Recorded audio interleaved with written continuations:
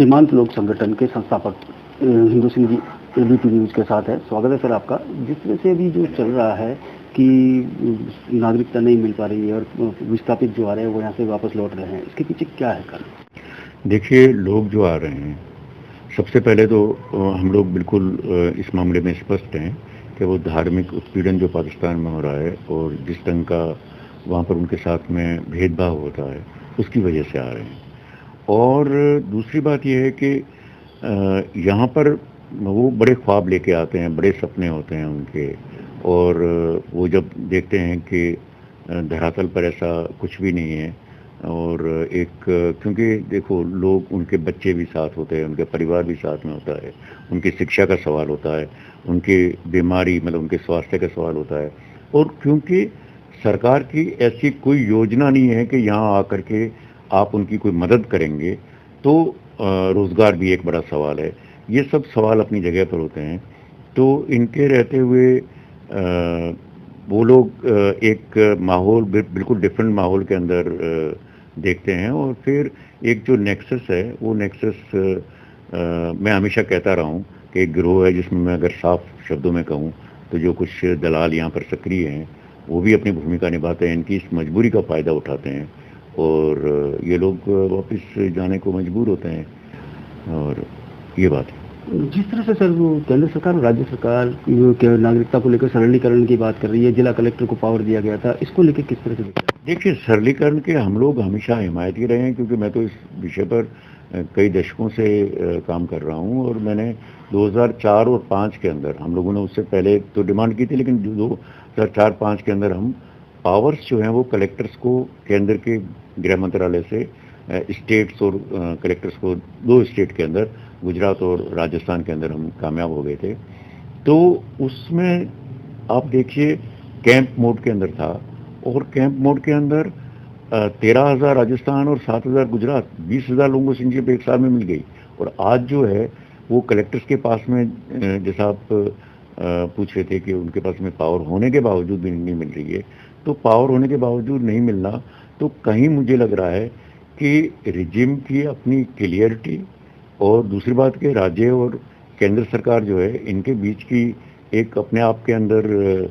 समझ और अंडरस्टैंडिंग, ये दोनों का विषय है। और मुझे तो जहाँ भी मौका मिला है मैंने ये बात कर ज़रूर कही है कि इसमें राज्य सरकार को केंद्र सरकार से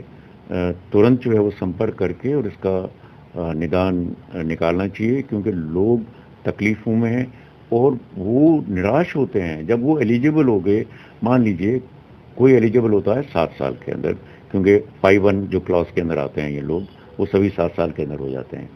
अब 7 साल के अंदर हो जाते हैं और उसको 15 साल लग जाते हैं। तो ये जो 8 साल ऊपर निकलते हैं, पहली बात तो 7 साल भी काफ़ी दिक्कत भरे होते हैं, जहाँ तक जैसा मैंने आपसे निवेदन किया कि कैसे कैसे मसले उनके सामने दरपेश होते हैं। तो ये जो है वो उनको कहीं एक निराशा की तरफ ले जाते हैं। तो जिस तरह से आपने बताया नेक्सस पे, जैसे राज्य सरकार और केंद्र सरकार की जो एजेंसी है उस पर नाकाम करने के लिए दलाल कितने पैसे ऐंठते होंगे? देखिए, पहले तो सच बात यह है कि बहुत शुरुआत में बात कर रहा हूँ, अभी तो कम से कम हम लोग जोधपुर, जो कि बहुत बड़ा ट्रांजिट पॉइंट है, क्योंकि 90% राजस्थान पूरे के जो विस्थापित है या जो ये रेफ्यूजीज हैं, ये जोधपुर में रह रहे हैं। अब जोधपुर के अंदर जब उस वक्त FRO के लोग ही इसमें शामिल होते थे, कुछ पुलिस के जो है वो उनके लिए भी वो जो ये दलाल जो हैं वो एक ये ट्रायो बन करके और लोगों को परेशान करते थे, और परेशानी का जो सबब है वो ऑन रिकॉर्ड है, हम तो कई साल से ये ट्रैक करते आ रहे हैं कि वो सबब बना। और अभी जो है हाल के अंदर ही, मैं तो पिछले सालों पर नहीं जाता हूँ, अगर आप 1 साल के आप आंकड़े ले लें तो सैकड़ों के अंदर लोग वापस अगर जाने को मजबूर हुए हैं। तो मुझे लग रहा है कि इसके अंदर कहीं न कहीं जो है वो एक तरीके से जो भी इसके लिए जिम्मेदार हैं वो उनको अपनी जिम्मेदारी का एहसास होना चाहिए, और इनके खिलाफ में जो ये गिरोह है इसके खिलाफ में एक एक्शन होना चाहिए, और ठोस एक्शन होना चाहिए, ताकि लोगों को तो रिलीफ मिले और आइंदा ऐसा कोई गिरोह पैदा ना हो, इसका एक इंतजाम होना चाहिए। जिस तरह से जो विस्थापित यहाँ से जा रहे हैं, जो भी जा रहे हैं, तो उनको लेके मीडिया ट्रायल किया जा रहा है पाकिस्तान, वहाँ उसको लेके क्या कहना चाहिए? बिल्कुल ये सच बात है कि पाकिस्तान ऐसी कोई भी घटना जो है वो नहीं छोड़ता जिसके अंदर के भारत को बदनाम न किया जाए। जैसे अगर आप डेचू का केस ले लें, डेचू के अंदर जब 11 लोगों की आत्महत्या का मामला था, उसको लेकर के उन्होंने बाकायदा ऑफिशियली है वो डिप्लोमेटिक एक्सेस मांगा भारत सरकार से, और वो ये मांगा कि आप जो है हमें जांच में शामिल करवाइए, क्योंकि ये हमारे नागरिक थे। अब जबकि वो लोग यहाँ पर जो स्टे कर रहे थे, आप ताजुब करेंगे कि वो लॉन्ग टर्म वीज़ा पर थे, और लॉन्ग टर्म वीज़ा में स्टे का जो उन्होंने कारण लिखा था, वो कारण लिखा था कि हमें हमारे साथ में पाकिस्तान के अंदर धार्मिक उत्पीड़न हुआ है और हमारी जान को खतरा है। तो ऐसे मामले के अंदर जब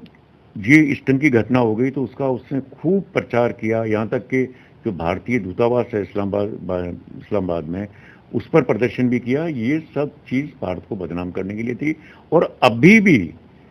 ये जो जिसमें नेक्सस की तरफ आपका इशारा कर रहा हूँ, ये भी कहीं न कहीं पाकिस्तान के इशारे पर है, और पाकिस्तान एम्बेसी के लोग भी इसमें, जो दिल्ली के अंदर है उसके लोग भी इसमें शामिल है, और ये वापस जाकर के सीधा मीडिया के सामने पेश करते हैं, और वो ये कहते हैं कि साहब ये भारत जो कहता है कि धार्मिक उत्पीड़न हो रहा है,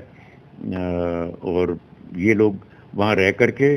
इतने साल और वापस आए हैं। तो मुझे लग रहा है कि भारत सरकार को ये सब गंभीरता से लेना चाहिए, क्योंकि पाकिस्तान तो अपना जो प्रोपेगेंडा है वो कर रहा है, और उसका प्रोपेगेंडा जो है कुल मिलाकर के एंटी इंडिया ढूंढता रहता है, उसमें ये भी एक उसको मिल जाता है प्रोपेगेंडा करने के लिए। लेकिन फिर भी भारत सरकार इसको गंभीरता से ले, और जो लोग प्रताड़ित हैं जिनकी संख्या हज़ारों में है, अब माइग्रेंट ओरिजिन के अगर आप लोग देखेंगे, जो 71 में 90,000 लोग आए थे, आज की तारीख में 5 से 6 लाख लोग माइग्रेंट ओरिजिन के यहाँ पर रह रहे हैं। तो ये एक इतना बड़ा मसला है जिसको लेकर के मैं तो यहाँ तक कहता हूँ, जब आप ये कह रहे हैं कि पाकिस्तान के अंदर वहाँ पर पाकिस्तान इसका प्रोपेगेंडा करता है, तो ये 6 लाख लोगों को लेकर के भारत जो है वो कटघरे में खड़ा कर सकता है पाकिस्तान को अंतर्राष्ट्रीय किसी भी मंच पर, जो कि करना चाहिए मेरे हिसाब से। सर, एक अंतिम सवाल आपसे, जिस तरह से आपने बताया कि ये कई सारे मुद्दे हैं जिसको लेकर चल रहा है, अब किस तरह से सरलीकरण करके इनको रोका जा सके, और अभी तक कितने लोग जा चुके हैं? देखिए, अगर सरकार चाहे तो 2 बुनियादी बातें कर सकती है। एक तो ये है कि यहाँ जो आ रहे हैं उनको ये पता ही नहीं है कि हम लोग कहाँ रहेंगे, उनके लिए कौन सी रहने की जगह है। तो सबसे पहले उनके शेल्टर का और उनके सर्वांगीण विकास, जिसमें कि शिक्षा, स्वास्थ्य और रोजगार, इसका बंदोबस्त होना चाहिए। और जब वो नागरिकता के लिए एलिजिबल हो जाएं तो वो रिजिम जो कि एक तरीके से उनका इंतज़ार करे कि हम उनको नागरिक बना देंगे, क्योंकि आपको ये नहीं भूलना चाहिए कि ये कौन लोग हैं। आखिर ये वो लोग हैं जो कि आपकी कॉन्स्टिट्यूशनल जिम्मेदारी खाली नहीं है, आपकी मॉरल जिम्मेदारी भी है। इसलिए कि कॉन्स्टिट्यूशन के आर्टिकल 5 से लेकर के 7 के बीच में ये बाकायदा घोषित रूप से ये जो कैनोटेशन है उसका, वो ये कहता है कि आप जो है वो आप इनको नागरिकता देंगे, तो आप किस बिना पर मना कर रहे हैं। तो ये सब जो चीज़ें हैं वो मुझे लग रहा है कि गंभीर चिंता का विषय तो है ही, लेकिन इस पर एक ठोस प्रयास होकर के इसका निवारण होना चाहिए। सर, मैं एक आंकड़ा चाह रहा हूँ आपसे कि कितने लोग अभी तक जा सकते हैं यहाँ से? देखिए, FRO अगर आप 100 में तो पेटिशन चल रही है राजस्थान हाई कोर्ट के अंदर, अगर आप उसको देखेंगे तो मुझे तो सच में दुख होता है कि FRO खुद लिख करके दिए हैं कि यहाँ से इतने लोग वापस चले गए हैं,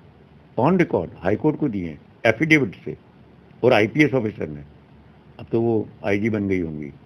तो मेरा मतलब है कि ऐसे जिम्मेदार लोग अगर ये कबूल करते हैं कि यहाँ से लोग वापस गए हैं, तो मुझे तो सच में, हमने तब भी ये सवाल खड़ा किया था और हम आज भी ये सवाल खड़ा कर रहे हैं कि ये इसके लिए आप जिम्मेदारी भी तय नहीं करेंगे कि क्यों जा रहे हैं वापस।